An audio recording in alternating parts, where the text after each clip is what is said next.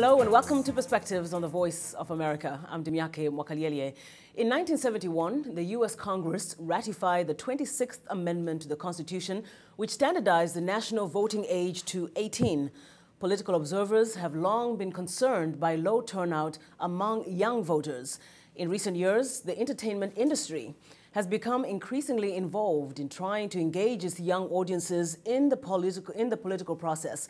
Organizations like MTV's Rock the Vote and Def Jam founder Russell Simmons' Hip Hop Summit Action Network have channeled the popularity of famous musicians and actors to encourage young people to go to the polls on Election Day.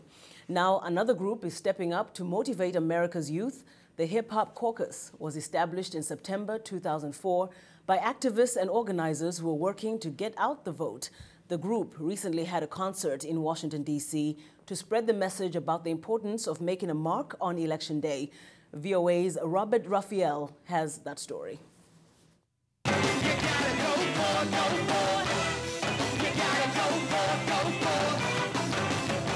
For several of these hip-hop performers, that message means one thing: register to vote.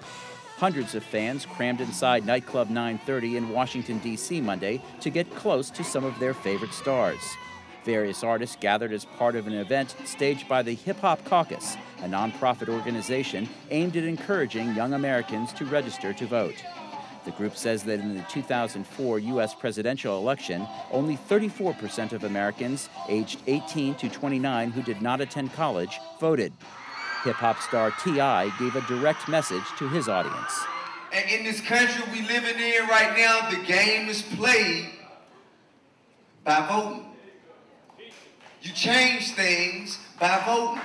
Professional basketball player Etan says he sees a shift in attitude among many young people. There's a new movement going on right now where young people are now excited about voting. They're excited about politics. They're watching CNN and watching Fox News and seeing different things that they disagree with and agree with, and it's beautiful. Many of those in the audience say they want to ensure that their voices are heard within the American political process. I think it's very important for celebrities to come out, people that kids sort of look up to and can sort of see, okay, it's cool to vote, so now I actually know that when I become of age, I'm going to vote. The country is in something of a decline in some senses, and I think a lot of people are now finding themselves blaming the government. And I think that in some ways that might be good. I mean, when you have a government, when you have a government that has people more afraid of it than it is of the people, it's dangerous.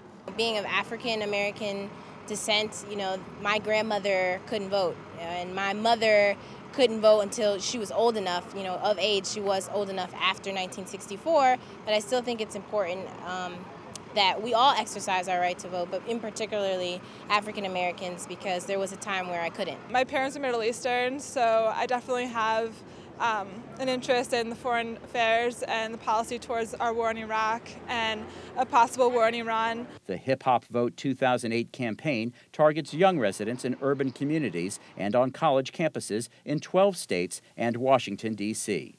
Robert Raphael, VOA News. Joining me to discuss the relationship of music and politics in the U.S. is Jackson Mvunganyi, host of VOA's Upfront. Welcome yet again to Perspectives, Jackson. Thank you, Ndimyake. Well, obviously the youth are turning out in larger numbers, participating in elections and voting. Is it largely due to hip-hop? Well, hip-hop is a language that youth understand very well, and so they have been mobilized to engage in politics, to engage in activities that affect them on a daily life. Through hip-hop. That's how effective it has been. And so we've seen a higher turnout in the past elections, 2004 elections, and these elections we have seen campaigns like Vote or Die or Rock the Vote, and they've been very effective way of bringing in the youth into this, into politics. What about in Africa? Do you think that this message resonates very well too among the youth? Are they accepting that, or is this the tool that is being used to attract? Speaking from personal experience, I think youth in Africa are more engaged in politics than we see youth in the West, because one person told me there are less distractions for youth in Africa than youth in the West. Things like video games, the internet, they're less proliferated in Africa than they are here. But also African youth understand their issues more because they get affected on a daily basis. So they they know how important it is to be involved, to be engaged. Okay, now also just very briefly, is it that the youth really understand the issues? Are they also demanding certain changes, or they're just turning out to vote? There has been a youth voter education programs that have been going on, and these campaigns engage the youth and also speak to them, and they make them understand what it is that they lose if they don't exercise that right to vote. Thank you so much, Jackson Mvunganyi of VOA's Upfront. And that's all we have for you today. Until next week, I'm Ndimyake Mwakalyelye for the Voice of America.